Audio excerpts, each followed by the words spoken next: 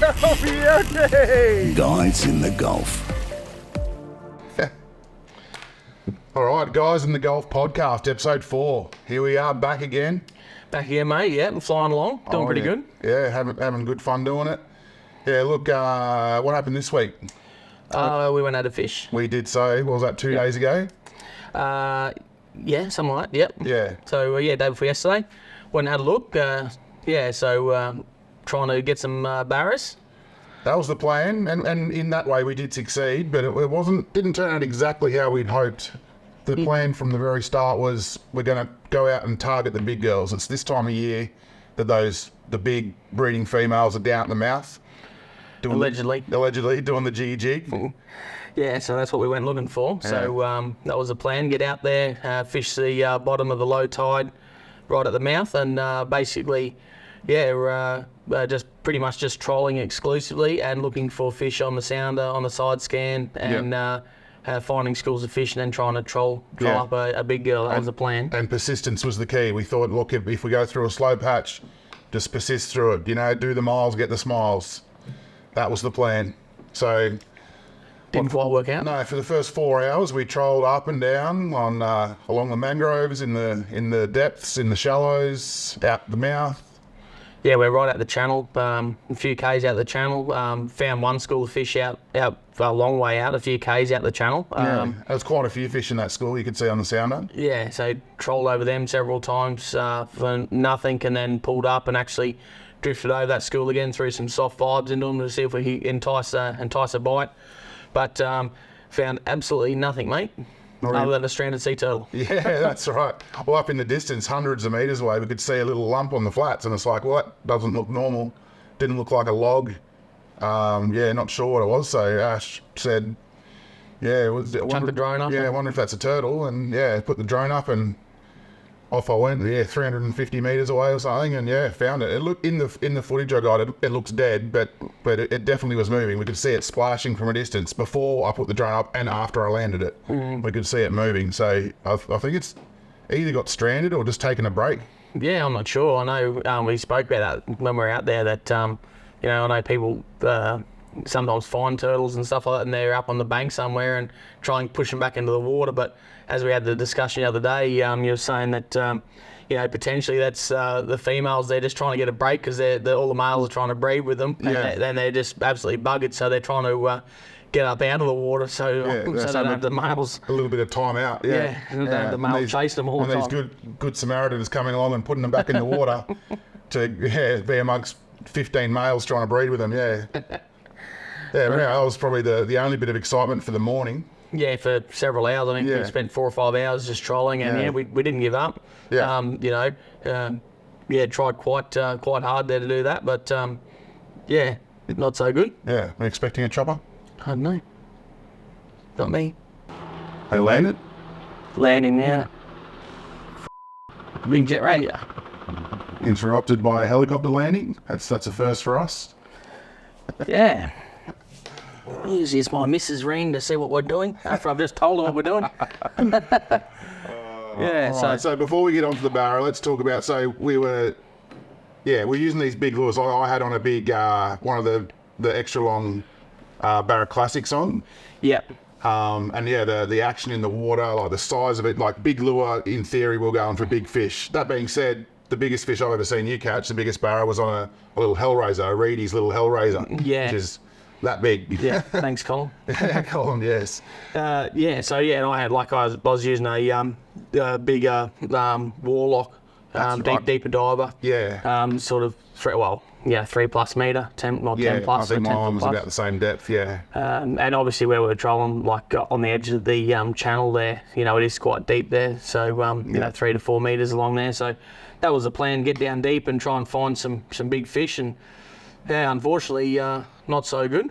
Yeah. But we just waited for that tide to turn, and then once that tide turned, we went for another look out the channel, and then trolled all the way back in, and had several attempts at finding fish on a sounder, and didn't do any good. All we were getting was sunburnt. True story. Then the sound of thunder and storms in the background wasn't helping morale too much. So we turned to our old traits, mate, and old habits. Yeah. That seemed to do the right thing. Yeah, we went up in the shallows, up in the flats. We started up just a tiny little creek, and that's where we actually boated the first barra of the day. I reckon that was on a Barra Classic I was using. Or Gold Bomber, maybe. Sorry, well, it was a Gold Bomber, yeah. Yeah, a little shallow diver. Yeah. Yeah, so that was we watched the bait getting absolutely smashed there in the mouth of that little creek, and we're only in like half a foot of water. Yeah, but like the boat was wedged on the flats. Like we didn't have an anchor out or anything. We're just stuck there. You know, we're casting into water this deep. You know, what's that? 10 inches or something. Yeah. And that's the barra was smashing the bait in there. Yeah, that's one thing we did see all day. Even when the barra in the morning weren't biting, we still saw heaps of bait. Yeah. Even out the flats in the channels everywhere. There was bait everywhere. So it certainly wasn't as active as what it was when we came back in. The tide started pushing in. Yeah. And then after the first creek, we decided to go up the next creek, which like crabbers call it, like Dugong 1. Yeah. It's Warren Inlet, I think. Yeah, I think on the map it'd be marked as Warren's Inlet. We went in there, which is extremely shallow. Like we were dragging mud the whole way in there. But we got in there, and then like first cast in there, or second cast in there, he hooked another barra. A little gully, and then a couple of casts later, another barra. Yes. And then in there, the bait was just getting absolutely annihilated. Then I was like prawns and mullet, garfish, absolutely everything was getting absolutely hammered in there. The surface was just alive with activity, and it looked good too. Like it just looked like there was fish there. It looked fishy. Yeah, I can't remember who I saw recently in a fishing video, and then they said something along those lines. Look, you usually trust your instincts. If it looks fishy, it probably is. Yeah, it was just because the tide was ripping in there. So there was just like little back eddies forming on the bends, and the little creek mouths that were in there. There was little back eddies, and the actual water was flowing backwards in a couple of spots. Oh yeah, that's because one of the factors there is because this particular creek goes out and opens out to the Gulf at the other end. Yeah. So even though the tide was coming in, it was coming in from both directions. Yeah. So where we were at the time, it's as if the tide was going out, even though like it was going towards the Gulf, but it was obviously meeting in the middle, and so it was quite dynamic in there. Yeah, so at this stage, so we've landed 3 barra. They're all small, but still good to have some action. And we'd gone back to we'd given up on trolling with big lures and deep divers, and we're just in very shallow water using small lures. I think you were using the Gold Bomber. Yeah. Actually, I was using the Gold Bomber 2 for a bit, and then a soft plastic. The vibe, Yeah. And then ended up hooking a decent barra, a 70-odd centimetre barra. Fish of the day, that one. On the soft vibe. Again, just in one of those little back eddies, little creek mouth. Potentially the most silver barra I've ever seen, that one. Yeah, very, very chrome coloured, wasn't it? Real nice fish. So, but we weren't keeping any or anything like that, so we returned him back. And then, we kept pushing on all the way out to the mouth of Warren Inlet, back out to the actual Gulf again. And, again, fish were just, you could actually see barra up in the shallows, chasing bait everywhere. So we got stuck into those and casted a few creek mouths. And then then we did actually do a little bit of trolling, but with shallow divers along the shallow sort of flat on the edge of the channel at the mouth of Warren Inlet, where you hooked up another barra. Again, I'm not sure, maybe 70-odd centimetres, something again. Something like that. It was in the 60s. I don't think we even measured it, but it was a legal fish. Yeah. And that was my fish of the day. I was pretty happy with that. In fact, no, I wasn't. On the video, I remember even saying that I was. It wasn't the plan, Yeah, I'm holding it up to the camera, saying, "Look, I'm actually disappointed in this fish because, it's not the plan that we had for the day. Our plan was to come out, target big ones, catch 1 or 2 big fish each, and high five each other on the way home, but." It obviously, really not even close to that. So it was a weird feeling holding up a legal size barramundi. Some people come up here and fish for 5 days straight on their first trip ever, and they don't even catch a barra. Yeah. So for me to be being disappointed in it, it's a bit, it's not the right feeling you should have. But it's only because that wasn't the specific plan. Yeah, that's it. I mean, obviously, the plan was to catch big fish, but we're going to give that another go this afternoon after we finished up here. We're going to go upstream and fish some snags, a completely different scenario. Yeah. But we're going to troll up some really deep ledges and some snags. Yeah. Again, use the sounder, try and find something on the side imaging, and then try and convert something from the side imaging into an actual fish on the deck. Yeah. We've had some stories of people going upstream and seeing some big fish. So yeah, well, I suppose I've been up there a dozen times before and fished up there. We've always got one or two, but I haven't fished a whole heap up there. But I'm pretty sure you have, though. You used to go up with your brother. 15 years ago or more ago, you know. Well, did you go up from there, or did you come down from Barramundi? Down from Barramundi sometimes, cool. yeah. And then and fish along the banks just here. So, right on dark sort of thing. And you used to get some good fish along the banks there. So people that have been here would know it as sort of Jenny Flats, or just upstream of Jenny Flats along colloquially known as Sunset Boulevard. Yeah, some of those cliffs are. Yeah, yep. So then deep ledges there. So we're going to give that a go this afternoon. So are we specifically looking for laying down logs and stuff like that? Yeah, so any sort of structure where the barras might hide, obviously. But then deep banks too, they're sort of undercut. So obviously the fish will be sort of under those ledges. So try and get hard up against the bank in that deep water, because it does drop off really, really quick. The bank's almost vertical. So try and get in there and see if we can find something. I reckon that tide would have been coming in for about at least a couple of hours, because it was a really low this morning. Yeah. But obviously up here we're so far up the river that it's almost the opposite. When it's low down there, it's high up here. Sort of, there's no actual... Sort of 3 to 4 hours behind usually, but depending on the size and everything, Yeah, so it should have been coming up for a couple of hours now. Yeah, so I think that'll be prime time right on sunset, I reckon. So, talking tackle again, like the plan will be to use those bigger deep diving lures.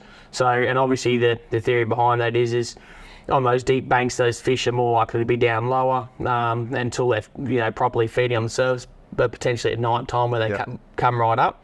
But usually what we find is those fish are down lower, so we use them and we're chasing big fish again. So we're on bigger lures, deep divers, get right down and try and bounce over some of those trees that are on the bottom there and on those deep ledges. So we'll use those, like again the deep diving classics. Warlocks, things like that, and then you can use plastics and that as well if you want to cast, but we're just going to troll. I think we're going to take bullfrog for a spin if he's keen. Yeah, bullfrog finished work yesterday and rocked up in camp, and he's keen to go for a fish. Yeah, so it'll be pretty cruisy afternoon. Just have a couple of zero alcohol beers and while you boys get on it, and just have a bit of a leisurely troll as the sun's setting and see if we can't convert something. But so in terms of sort of tackle, like especially if you haven't been here before, that's probably a good thing to have a discussion about, is the different types of lures and stuff people could actually go and buy before they come up. So, for your trolling for barra and stuff, like we've mentioned already, like barra classics, warlocks, bigger deep diving lures if you like trolling, and if you just want to target big fish, that's trolling is definitely the easiest way to locate fish and to convert bigger fish especially.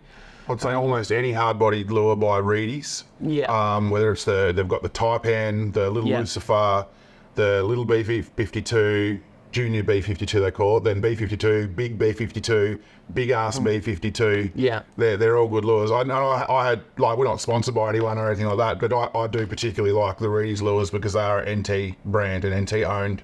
Well, the good thing about them too is that they all come out tough. You don't have to change any trebles or anything like that. Straight out of the box you can use them. Like they're built for solid. Big Barramundi, they're solid big trebles on them, solid rings. So you don't have to worry about losing fish with those. As you do, like some brands you get, especially back in the day, like Gold Bombers, when you used to get those back in the early days, they used to have tiny trebles on them for catching bass and things like that in the States. So aren't they? I reckon they're like made in Argentina or something like that. Mexico, I think. Mexico? I was close. South America. So years ago when I was a kid, I remember we used to order them from like Bass Pro Shops or something like that. You'd order them by like literally a carton of them at a time.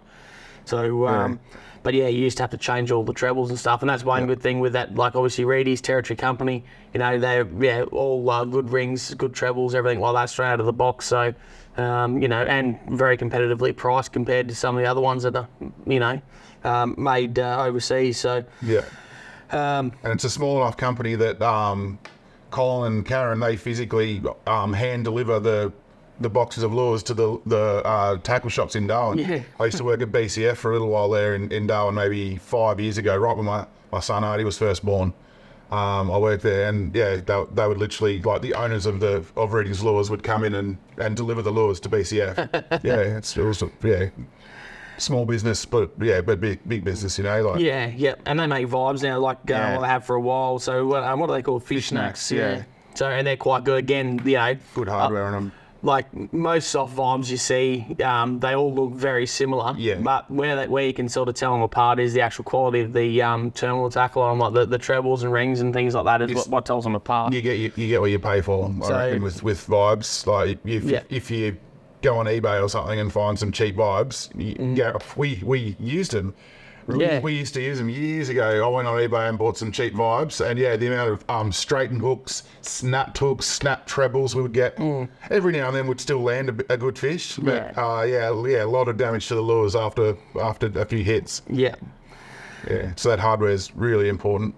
So that's sort of barra lures and stuff that we use most of the time, and that, you know, they're still good for you know, threadies and jacks and all, you know, queenies and all that stuff you catch around the estuaries and stuff. But then outside, like you know, if you're trolling outside and you're chasing, you know, pelagics like mackerel and stuff like that, like we usually use things like laser pros, like Halco laser pros and things that are much bigger lures. Again, deeper divers and fast trolling lures. That'd be the most popular for sure. Laser pros, in the Qantas, red head, and white body. Although, you know, I've done a little bit of research lately, and I've heard a few stories about it previously. Is that lure colour can be a massive thing, especially in those deep diving with deep diving lures. Once they get sort of you know, even in clear water. Like once it gets to sort of 8-10 meters, something like that, which if you're trolling out there for you know, big fish like, you know, big mackies and maybe even billfish and things like that, you know, the colour has a massive impact because obviously the light doesn't make it through the water that far. So so the deeper you go, the more I think it is the more colours that it loses. Yeah, there's certain colours that you lose first. Yeah. I think even that comes in with videography. I think you're meant to put like a red filter on your lens or something if you're going down deep. Yeah, well, so obviously even though you can't see it, like it's invisible light, but UV light still travels a lot deeper than obviously visible light. So colours like, I think red is the first colour that doesn't reflect light. And then as you get deeper, then yellow, then green, then blue, then purple. So purple is, and that's I know we've got a mutual friend that targets big fish and trolling, and he only buys the laser pros in purple. One lure, that's it. Different diving depths, but yeah, the one purple lure. And that's also because it's not just how deep the lure is, but how far away the fish is from the lure as well. So looking at so purple reflects UV light a lot better than anything else. So yeah, purple's a good colour if you are chasing sort of fish and you're heading out wide. That's a good colour. So obviously that would be less relevant in a dirty creek chasing barra. Yeah. I think in the dirty water, that's when you start to go the sort of more flashy party colours. You know what I mean? Like it's something that will stand out. It depends too. Like there's some people theorise that you know, if you're fishing in dirty water, then you want a dirt like a darker coloured lure, like a brown lure. You don't want it to be too flash. So, I mean, I don't know. There's a million different theories. There's also another theory that the colour is for the fishermen only, not for the fish. You know? Lures are painted pretty colours to catch fishermen, not fish. Yeah, so... But certainly UV light is reflected. Yeah, there is actually some science to that. By purple, and you can actually buy lures, and you'll see some that actually have on the packaging UV.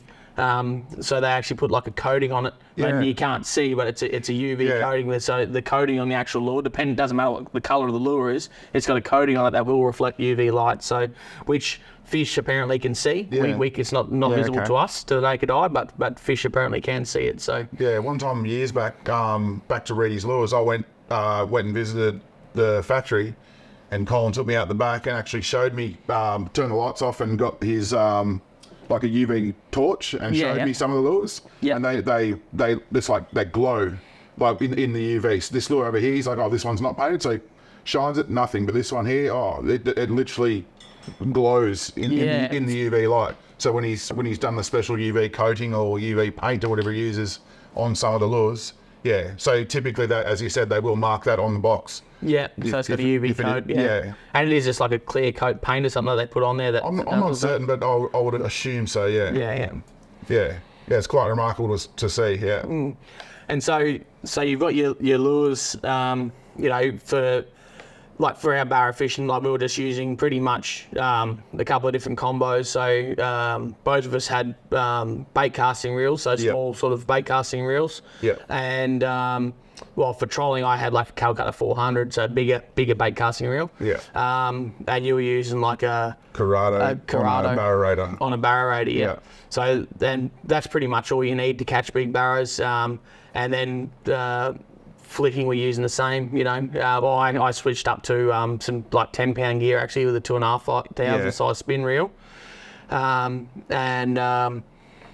favourite spin gear I actually didn't bring on me with me on that trip. My favourite spin gear is my 2,500 Stratic, Shimano Stratic, with 10-pound braid. Yeah, it's good fun. That's my favourite setup.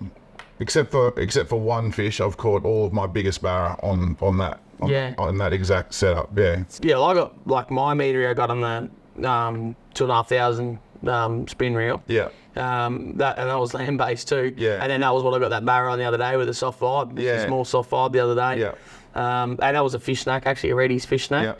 Yeah. Actually I bought it from the servo across the road here down in the day before. Yeah. So picked that one out in the Guns N' Roses colour, my favourite colour. Yeah. And then in terms of line weight, so like 2,500 spin reel, like I just run 10-pound on that, and like I got my meter on that. So like, and that was land based as well in pretty tough country on a rock bar with snags and stuff around. So 10-pound braid, like it's 10-pound test, but realistically the breaking strain of it would be a lot more. Yeah. It's if you get that lure snagged and something, it's actually quite difficult to break. Yeah. So and then you maybe not for beginners though. Maybe. Yeah, definitely, for beginners. I mean, when you worked at BCF there for a while, you would have spooled thousands of reels for people. Well, quite a lot, yeah. And so what was the main sort of thing? Well, on a bait caster, anyone that sort of knew what they were talking about, which was, quite a few people, they'd stock standard 30-pound braid on a bait caster. It's like from... it's basically a barra setup. Yeah. Like, 30-pound is just what everyone goes for. Yeah. So every now and then you go someone going a little bit lighter or a little bit heavier. Yeah. But 30 pounds perfect because you still get plenty of casting distance, plenty of line on the spool. Yeah. Yeah, so like, if you're not sure, then that's definitely the go-to, I think, too. Is 30-pound. And then that's good for you. You can still cast easy enough with 30-pound. It's good for trolling as well, and it's pretty tough. So, you can get barras hooked around some snags and stuff like that and still drag them out pretty easy. And then with leader, like some people use like traces and stuff like that. Like I just use the same as you, mate, just like fluorocarbon leader. Yeah. And again, like, I run from sort of 20-pound leader on like a 10-pound spin setup, like 20-pound leader. Yeah. And then I might run 10-pound leader. I've got a 4-pound spin setup on a 1,000 size reel. I might use 10-pound leader on that. See, a leader's usually just a bit bigger than the braid. Yeah. Like in pound. Yeah. That's how I go. That's how I run as well. Yeah. And then so on our overheads, like bait casters, we're using sort of 40-pound to 50-pound leader on that, and again this fluorocarbon.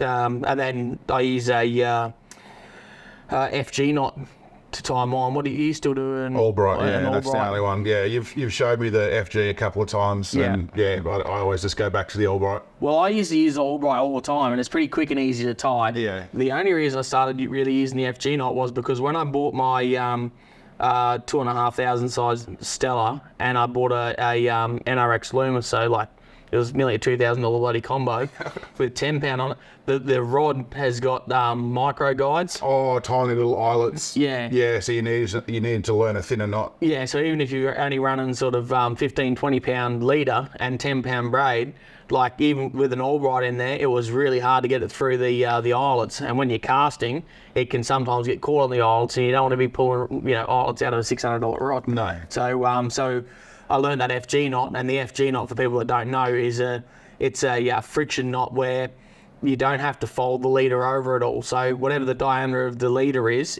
pretty much the diameter of the knot plus the diameter of the braid, and the braid's 0.8 something of a millimetre tiny. thick. So it's very, very small, very neat and tidy, and it's like almost unbreakable. Like it's almost 100% knot strength on that as well. So, but it does take a little bit of practice to get it right. So you're not And full hands.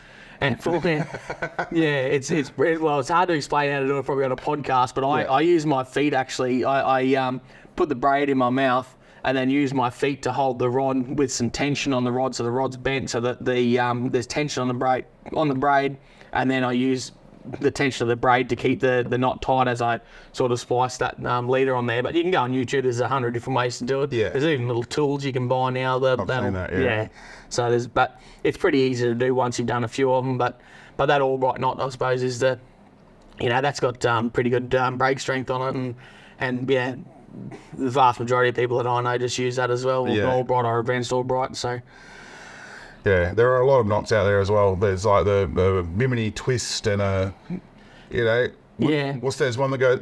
There's something that goes onto a Bimini twist, isn't there? Yeah. So Bimini twist is to put a double in the line. So for example, if I'm using like the 4-pound setup, 4-pound spin gear, I'll do a Bimini twist. So I've got a double in my braid, so that basically I've got my leader is tied to a double in the braid, so then you've got an 8-pound sort of, 8-pound at the end of your, between your braid and your leader.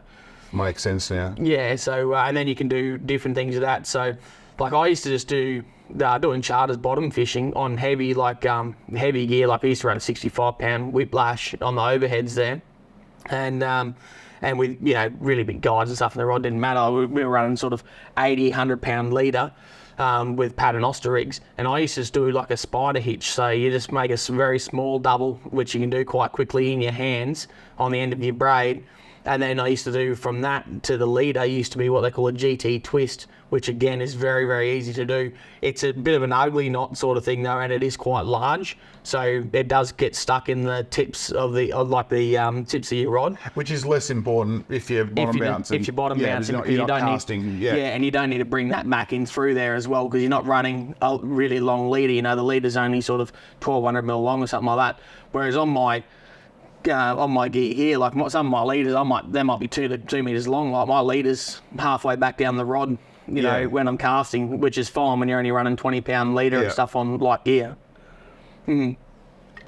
So, and talking about that, so yeah, the difference between trolling versus casting as well. So, obviously, the lighter the braid and the lighter the leader you're using, and then the nicer you make your knots, the much easier it's going to be to cast smoothly. Yeah. And if you especially if you're new to it, like setting your reel up properly, so you're not getting overruns and stuff. A big part of that as well is making sure your knots and everything are nice and smooth, so you're not, so that line's pulling a consistent tension the whole way out through your guides and your rod.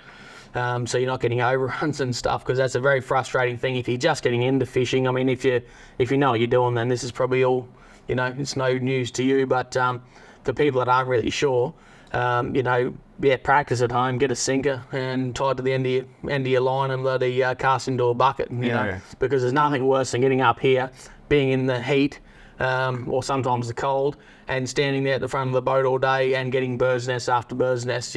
Make sure if you're sitting down at home on the weekend and you're not really sure, get your gear out, give it a good clean up. Practice your knots, and then get out there and do some practice casting and stuff like that. Yeah. Because otherwise, and I've seen it plenty of times, people will just end up going back to just trolling, which, as it was for us a couple of days ago, mate, it's quite boring, especially when you're not bloody having hookups. So. Yeah, I'm not a fan of trolling. No, it gets pretty boring. Yeah, I can see how it can be the most productive way to catch barra, just because you're just constantly covering ground. Mm-hmm. But yeah, of me being a video maker, like it's not very exciting to go edit for so I literally from our trip 2 days ago, I've got the first 4 hours of the trip pretty much. Yeah. I have to have it recording, so I can't miss the hookup, Yeah, especially if it's going to be a big fish, 80, 90 metre or something like that. So the first 4 hours was I didn't know we weren't going to catch anything for 4 hours. So as a result, I've now got 4 hours of trolling. Yeah. Like there is little hidden gems of us, like giving each other a bit of. There's a few little gems in there, but You got to be careful when he's got you mic'd up, and sometimes you say something under your breath and he hears it later on. but 4 hours and literally. We're at the Jiggy Jig. What do we call that? The action. Yeah, it's definitely a Barramundi thing. Like Oh yeah, for sure. Like I've never seen it anywhere else. Yeah, you wouldn't do it for Marlon or something like that. No, you would have seen it. Yeah, you would have seen it in videos. Everyone would have seen it. Yeah, the whole jig, and everyone does their own individual style as well. Yeah, so basically just trying to get the lure to work basically. So rather than just sitting there with the rod in the rod holder. And I've done this before with punters, especially in not the freshwater, but upstream around snags and stuff. You're trolling over and you can see fish on the sounder, and you're trolling over it, and the punter's just got their rod in the rod holder. I mean, my missus is like, she just got the rod in the rod holder. I'm like, get the bloody rod out, hold on to it, and actually make the lure work. So when I'm watching, I can see there's a fish on the sounder, and I know exactly what tree it's under. And I can say, right, your lure's just coming over now, work your lure. So I reckon what I like to do, I'll work it, and then I'll bring it back as well. So it's like a pause, because as the boat's moving, work, and then if I know we're going through a zone like where you've seen fish on the sounder, work, and then the pause. The pause is so important with barra fishing. Yeah, especially when you're fishing those snags in the cooler months and that. Like it's when they're not as active and they're not sometimes you've got to get right hard up against that timber. Yeah. And I've had some like old fellas bloody tell me, back in the day, they used to actually go along that, actually bump into the old dead trees and stuff like purpose. that on purpose to try and get to wake the barra up and I have heard that, wake them up. Give them a bit of notice that you're there. But you've got to get the lures in there close, and you've got to work them, because you can troll over it 100 times and not get a touch. But then you work that lure properly and get the lure at the right depth, which again is an important thing as well, especially at that time of year, like when it's cooler and you're fishing those dead logs and stuff like that. If you're watching fish on your sounder and they're sitting at 4 meters, there's no point having a meter deep diver on there like a gold bomber or something like that, shallow dive and lure, because it's 3 meters away from the fish. The fish is not going to come up and eat it. You know, you've got to get the lures right down there next to them. That's a very important thing, and a lot of the times you've got it, if I wasn't losing lures on the timber, trolling up there, and then things, I wasn't doing it properly. Like, you've got to get the lures right in there. And one of the best things for hooking up for especially bigger fish, sometimes when you've got a log or something like that that's coming sort of parallel with the surface or parallel with the bottom, and you're trolling over the top of it, and with a deep dive, a lot of time the bib will hit it, not the trebles. And like I used to use floating lures a lot, and timber floating lures like Tilsons and stuff. And when I felt the lure actually hitting the log, I just put my rod tip right back, even put it on free spool if I could, and just give it a couple of seconds to float up, and then jig it forward. And as soon as you jig it forward, because the barras are sitting directly under that log, as soon as you jig it forward, just all of a sudden, boof, and you just, straight away you're on. You're getting me excited about this afternoon. I get myself excited about this afternoon, mate. You almost went out the other day, because I was absolutely cooked. So after we'd been fishing, 2 days ago, because it was in the punt, so there's no shade. It was, the water temperature was like 37 degrees, so the air temperature in the full sun must have been close to 50.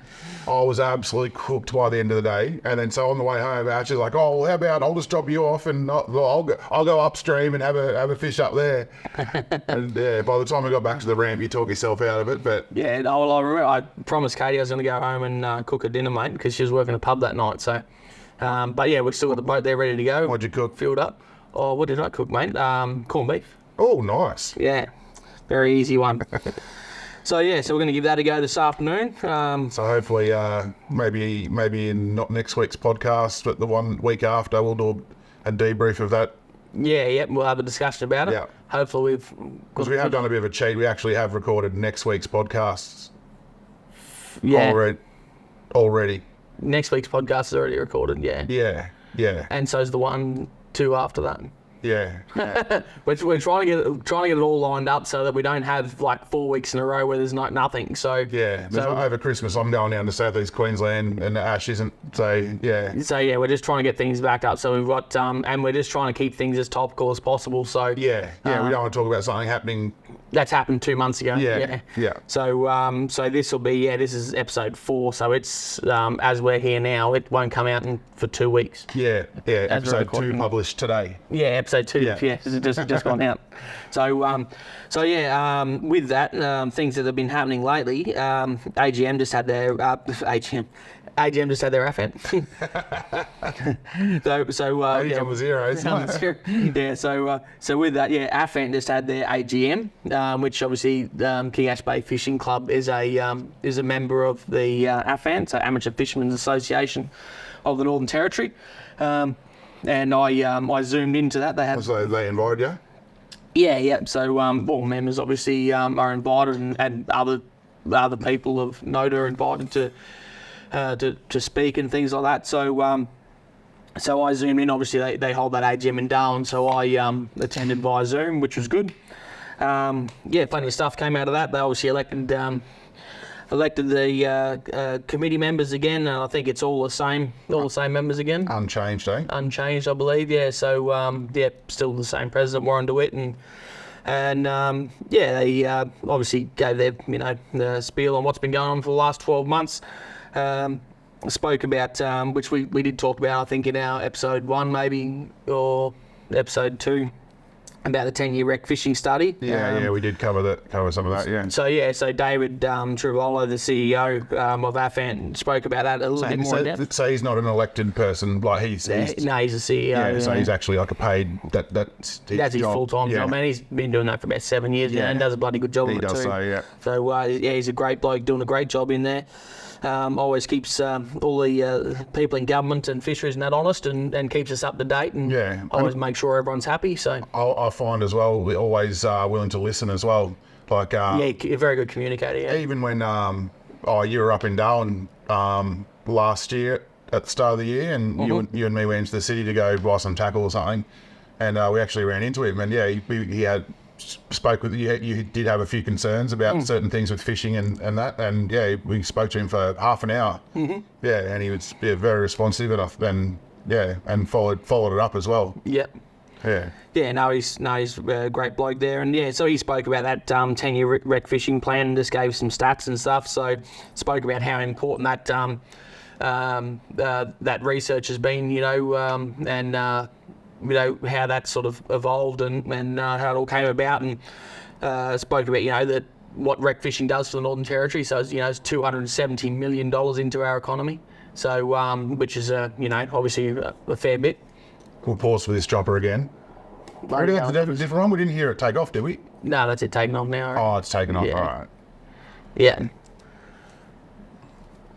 Right, how many million you say? $270 million rec fishing puts into the NT economy, which is, that's over $1 million for every 1,000 people in the territory. Yeah. So that's a lot. $250 million.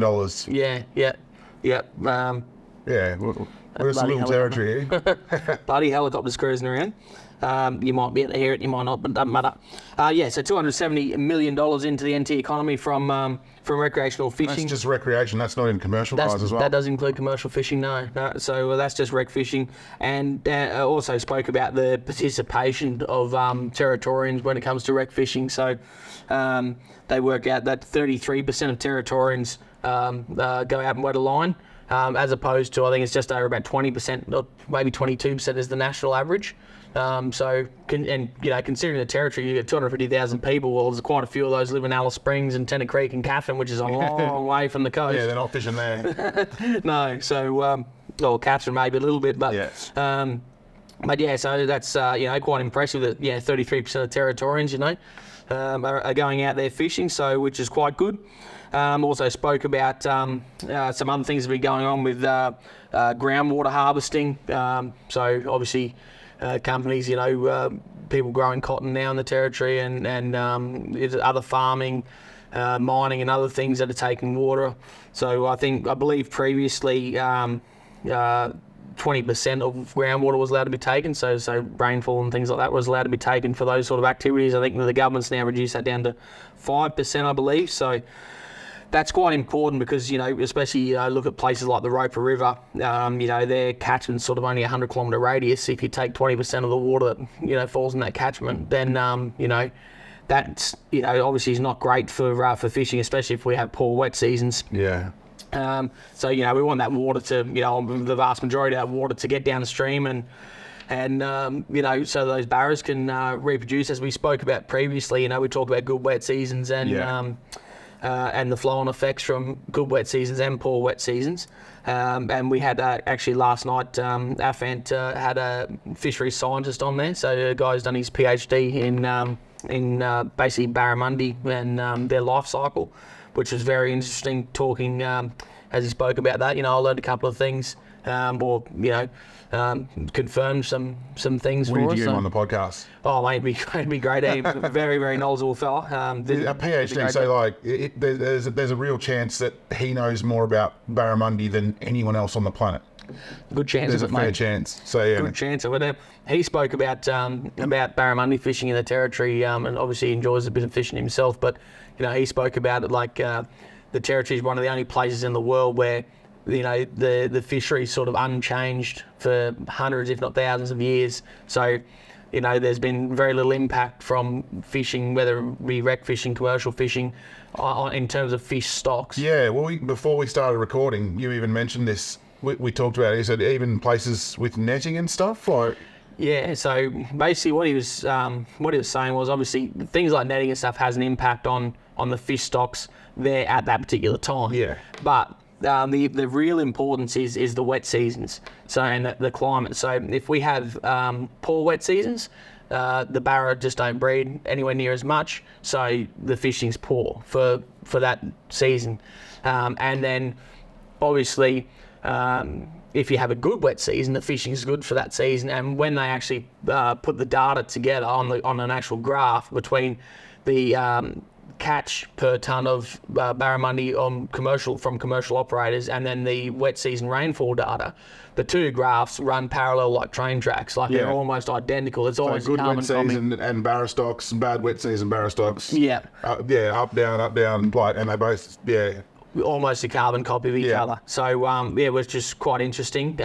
We've spoken about it before. We know there's good fishing when you have good wet seasons. Yeah. Good crabbing when you've had good wet seasons. Yeah. Well, he's got the data to prove it. But absolutely got the empirical data there, which is it's been around for a while. But the studies that he's been doing has absolutely proven that to be 100% accurate.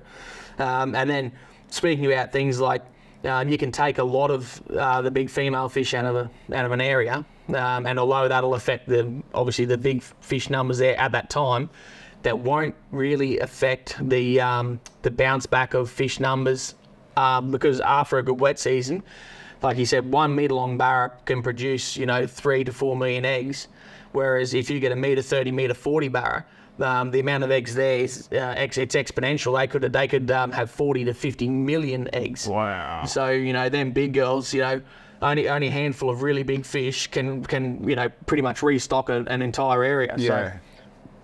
So that was a very 40 million eggs, even if there's a 90%, 95% mortality rate, it's still replenishing a lot of fish back into that system. that's Just it. one fish can do that. That's amazing.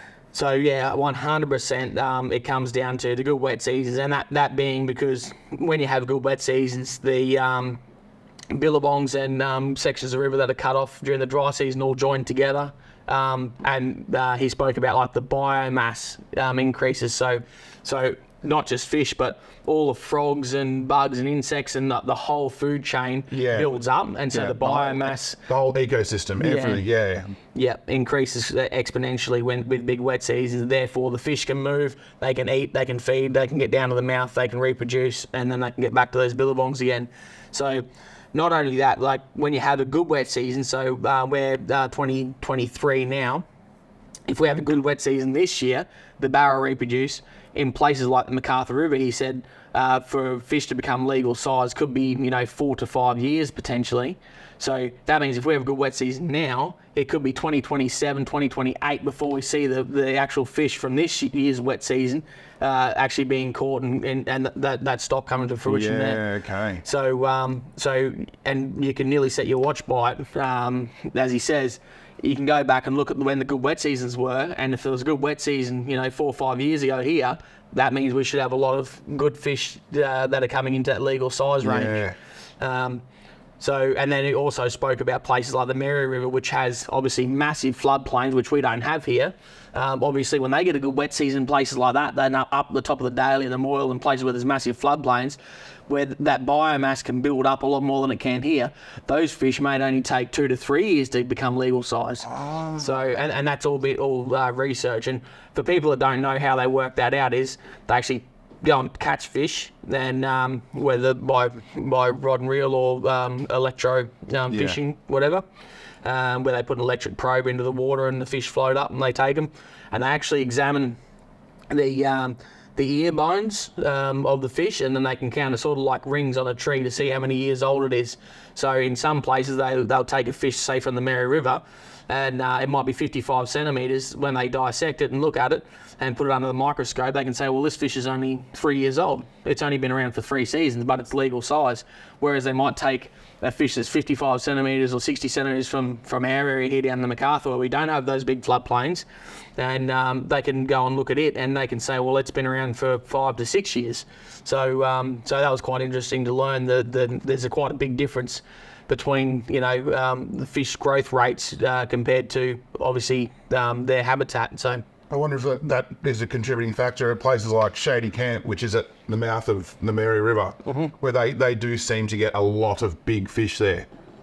So I wonder if that's a factor, because they potentially grow faster and breed more. And well, yeah, I suppose if you look at it like that, is that if a fish is taking 5 years to get to legal size here, then it could be, to get to a metre, it could be 10 years old. Yeah. Whereas if it's 2 to 3 years at the Mary, it could only be 4 to 6 years before it's a metre there. Yeah. So nearly twice as quick.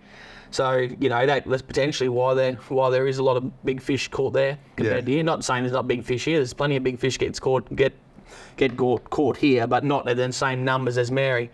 But then again, though, we don't have the effort probably for people actually targeting big fish like they do at the Mary River as well. That's right. So it is sort of, hard to say that. But the PhD dude, like how long did he speak for at this stage? Probably 20 minutes, half an hour. Yeah, right. Yeah. So with questions and things. So he's like he's not on the committee or anything. He's just a guest speaker. No, he works for fisheries. So he's a fisheries scientist. Yeah. So works for fisheries. Has done for quite a while, I think. So. And obviously, very, very intelligent, and he spent his whole career looking at Barramundi. So it was very interesting to learn some of those facts about the fish, and the correlation between good wet seasons and poor wet seasons, and good fish numbers, poor fish numbers, and that basically more or less saying within reason it's very difficult to overfish for Barramundi. Especially wreck fishing, although for wreck fishing in the territory, obviously we don't want a lot of commercial effort in places where there's a lot of wreck effort.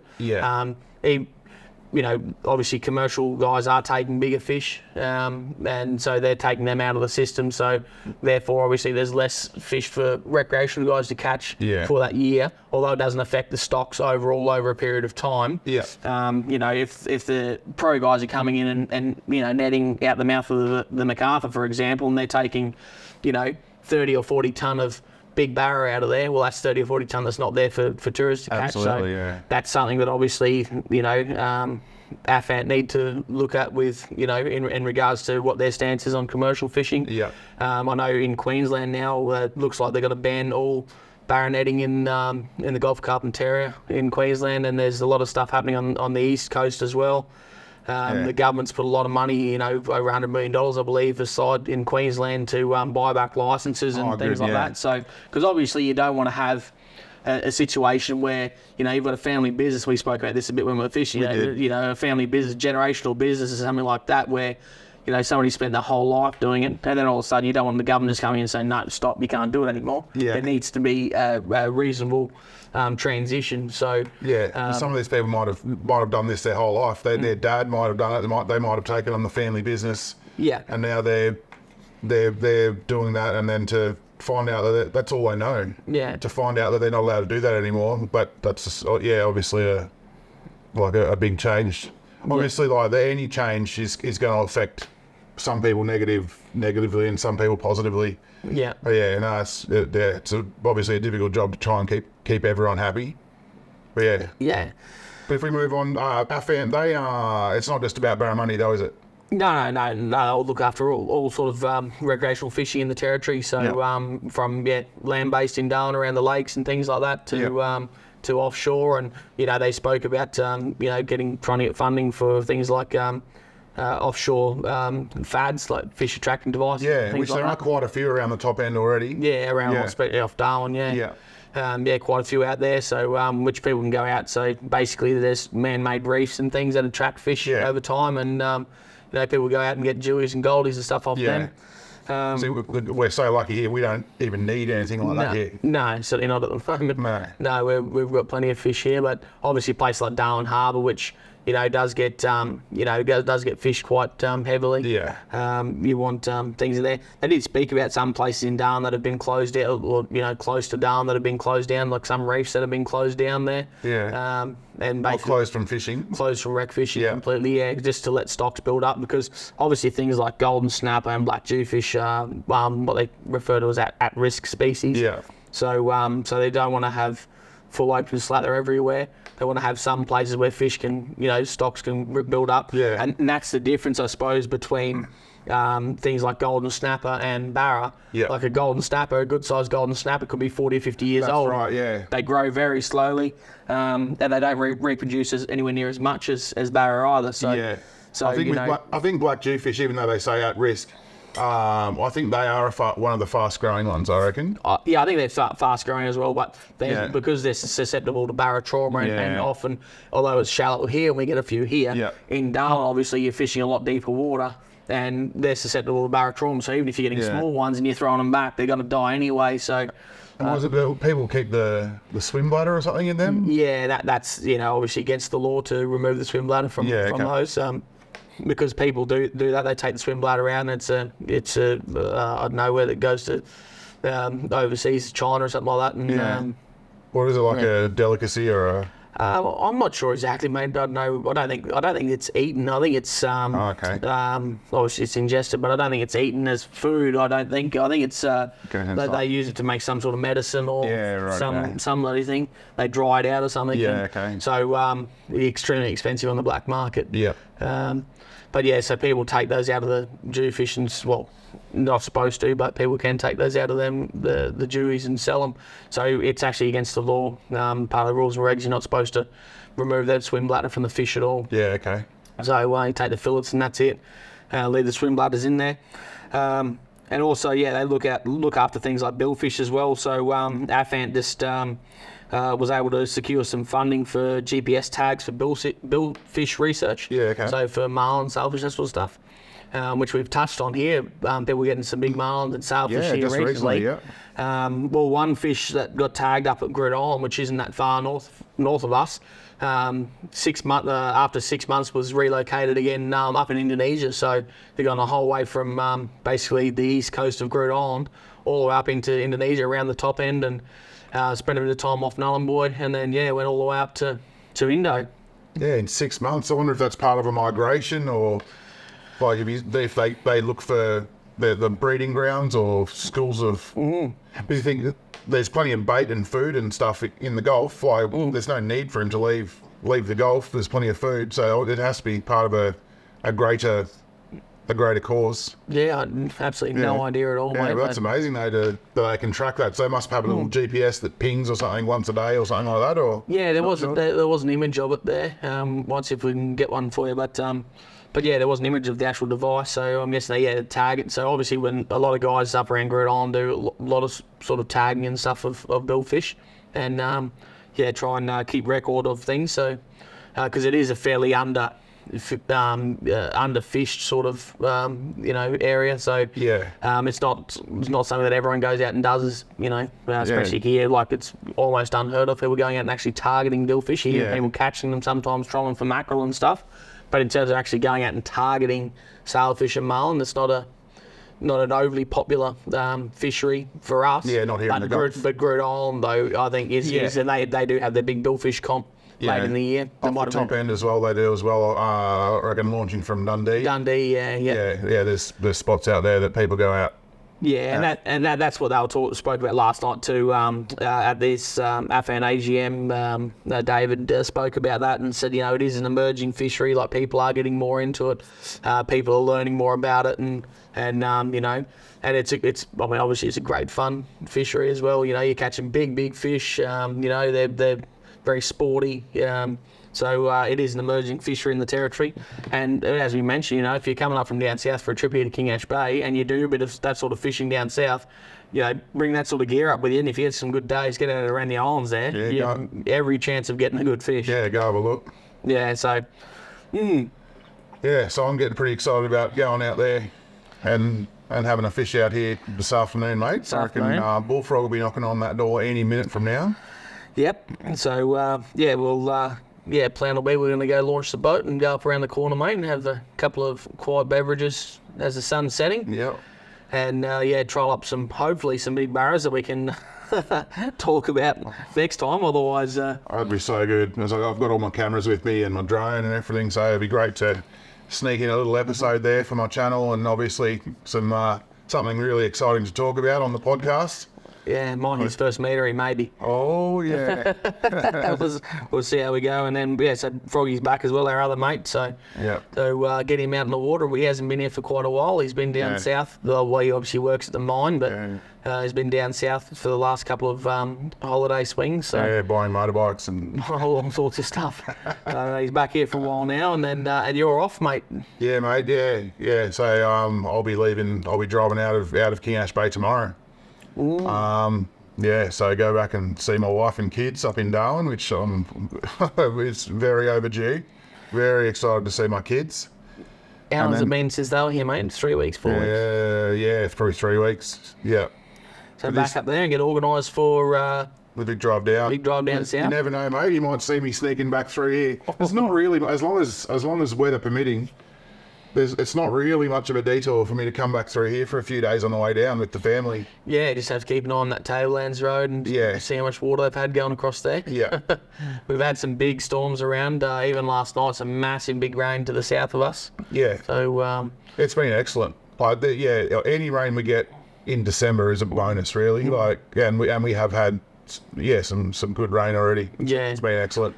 Hopefully the barras are going to be coming down the river, mate. There's been some fresh water. The MacArthur did rise a couple of metres up around the mine, which is a couple hundred k's from here. Yeah. But with a little bit of taste of fresh on the surface there might just be a couple of big barras cruising around. And today they just unlocked another $1 million fish, eh? Oh, yeah. So, first day of December, mate. They do all the $1 million Fishmas advent calendar. So day one, they're another $1 million fish active somewhere in the territory, and we're going to try and hopefully get stuck into it. Yeah. Actually, that was the other thing we saw the other day too, was Volk. Volk was in the territory chasing the $1 million fish. Volkanovski, the UFC fighter. Yeah, Alexander the Great Volkanovski, absolute legend, was he going? We are fans. Big fans, mate. Big fans. I was devastated we got knocked out the first round in Dubai, but after staying up until 6 o'clock in the morning to watch it, the Silks Bar in Darwin. Oh, yes. Which put us on to light beers 3 hours before the fight. So the Volk was up here even chasing $1 million fish, mate. So we're going to get out this afternoon. I reckon we're shooing, mate. There's no reason we won't catch a tag fish. There's nothing stopping us. Oh, man. Lack of ability and enthusiasm, maybe. So, I can't stress the importance of this. If you're going out fishing with mates, you need to have at least a verbal contract on the boat before you catch the tag fish. Oh, yeah. Because, you don't want to be fighting with mates over money. So, we were out on the boat. What was our deal with just two of us on the boat the other day? We decided $750, $250. If it was the $1 million fish, whoever actually catches it, they get $750. And whoever nets it gets $250. Yeah. Yeah, which is obviously, it takes more than one person to catch a barra. So, so that's a fair one. So we've got to cut bullfrog in. Oh. It's heavy, right? I don't want to catches it. Well, we better cut it. All right. So, and then whether it's a $10,000 fish, the deal was if we caught a $10,000 fish, mate, we'll just take it straight into the podcast. Podcast gear, mate. Yeah. And get this up and going. Yeah. Just before we started recording, I literally jumped online and bought a headphone amplifier splitter. So so we can actually monitor the audio, get some headphones on, and then we can actually. You'd be like, oh, Mike, can you just turn that up a bit for me, mate? Yeah, all right. How's that? You know? Perfect. We're going to try and make things better. So this will be episode 4. We've already recorded episode 5. Yeah. It's all become a bit of a blur, actually. So, yeah. But so once next year and we start getting guests on and stuff like that, it's all going to be. Yeah, we'll have it a bit more organised and a bit more structured, and rather than just waffling on about. Yeah, we'll have some segments on. We might have a special segment about gear. We might feature some gear every episode. We might feature a particular yarn or. Yeah, we'll get some. Yeah, we'll do some interviews and stuff like that around the place. You know, guys down the pub or at the boat ramp, whatever like that. You know, people in the campground that might have caught a couple of barrow. We might have a quick chat to them. So there'll be all sorts of stuff. And if you're coming here and you see us and something happens, you know, sing out, let us know. Hit us up on our Facebook, our email. Download the episodes on Spotify. Make sure you hit that auto download, so it just comes up every time. And on YouTube, if you've liked what you've listened to today, hit the subscribe button. Yeah. You know, we love seeing those numbers go up. Big thanks again to our bloke in Belgium. Aussie Bag. We haven't had 2 views, have we? Still the only international listener. So thanks very much, mate. Still, get in touch with us so we can send you something. Yeah. I'll send you something for sure, mate. So we're mate. Shut it down. Shut it down, Bruss. Shut it down, Bruss. Oh, look at that. Guys in the Gulf.